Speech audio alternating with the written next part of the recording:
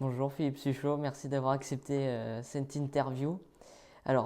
Vous avez 49 ans, vous êtes né le 10 décembre 1970, vous êtes un grand champion de pétanque et à votre palmarès, on compte 11 titres de champion de France, 2 titres de champion d'Europe et pas moins de 13 titres de champion du monde. Vous avez remporté également un nombre incalculable de Masters, Trophées des villes et beaucoup d'autres tournois ou championnats que je ne peux pas énumérer tellement ils sont nombreux. On, À l'heure actuelle où on mène cette interview, nous sommes à quelques heures du début des vacances scolaires, où de nombreux Français vont s'adonner à la pratique de la pétanque en famille, entre amis ou dans un cadre convivial, voire festif. Qu'est-ce qui différencie cette pratique de la vôtre? C'est l'amical, c'est vacances quoi. C'est pas du tout la même. C'est pas du tout la même. Nous, on est tout le temps en déplacement toute l'année, tandis que là, voilà, on boit un petit verre, on joue entre copains. Ça n'a rien à voir avec d'être comme nous professionnels quoi. Nous, on ne l'est pas encore, mais on va le devenir. Combien de temps vous entraînez-vous chaque semaine?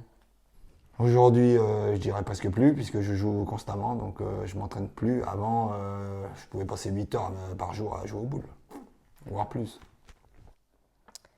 La situation sanitaire a conduit à l'annulation des compétitions. Quel est le quotidien d'un champion du monde de pétanque dans le contexte de la crise sanitaire du Covid-19? Bah, pour moi, je travaille 24/24. Voilà, non, mais c'est vrai. Moi, j'ai la chance d'avoir l'entreprise à Socopa où je travaille depuis 30 ans. Et voilà, je travaille tout le temps. Et le week-end, j'ai repos. Voilà, il y en a d'autres, ils ont eu droit au chômage partiel et tout. Nous, on a travaillé plus qu'avant. Voilà, par rapport au Covid. Comment avez-vous eu l'envie de faire de la pétanque et est-ce qu'on peut en vivre pleinement aujourd'hui? Avec qui et où avez-vous commencé la pétanque? Alors, avec qui? Mon père, mon grand-père, ou au Petit Bois, où j'habitais voilà, chez la maman. Et puis, après, en vivre, ben, disons qu'aujourd'hui, on en vivrait. Par contre, on n'a pas de couverture sociale, donc c'est compliqué. On n'a pas de salaire de la fédération, donc il faut avoir un travail à côté. Sinon, voilà, sinon c'est compliqué. Mais sinon, oui, aujourd'hui, on en vit, quoi. C'est une question assez. Je vais faire beaucoup de jaloux sur cette question, mais quel est le meilleur joueur avec qui vous avez joué dans votre carrière? Ah, le meilleur joueur. Alors aujourd'hui, pour moi, c'est Henri Lacroix, le plus fort. Mais bon, les années où j'ai joué avec Fasino, ça a été Fasino. Donc j'ai eu du Grand Quintet pendant 2 ans quand il était tireur de tête des années. Donc en réalité, en fonction des périodes, les gens changent. Donc voilà. Mais oui, disons que moi, je dirais Fasino, j'ai eu Fasino au départ, j'ai eu Quintet. Là aujourd'hui, je pense que c'est Henri. Et voilà, au tir aujourd'hui, ça serait peut-être Dylan Rocher. Voilà, il y a des joueurs quand même qui sortent du lot. Ouais. Avec un tel palmarès, comment trouvez-vous la motivation pour continuer à sillonner la France, l'Europe et le monde pour disputer de nouvelles compétitions? Conservez-vous des objectifs en termes de titres? Bah, l'objectif, ça aurait été les JO, mais bon, vu qu'on n'y sera jamais, ça c'était l'objectif. Maintenant, les nouvelles compétitions qui vont être créées, oui, pour l'équipe ou une autre chaîne télé, oui, ça c'est intéressant à faire. Voilà, les championnats de France, bon, on continue à les faire. Pour moi, c'est un petit peu,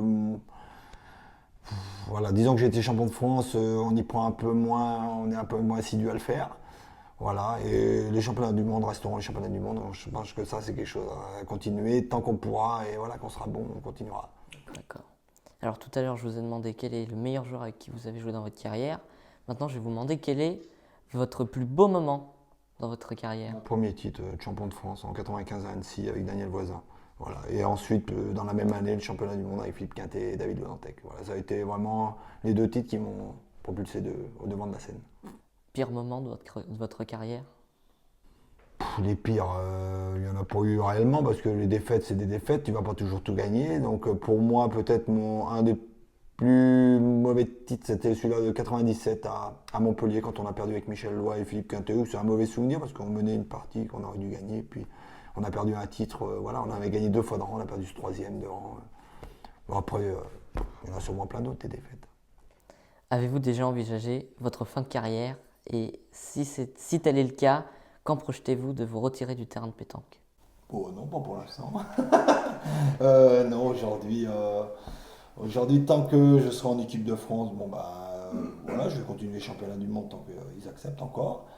Et puis après, de toute façon, on va réellement pas terminer tout de suite parce qu'il y a quand même pas mal de nationaux et voilà, on a encore invité un peu de partout. Tout le monde, les gens veulent nous voir tout le temps, donc je pense que je suis pas prêt d'arrêter.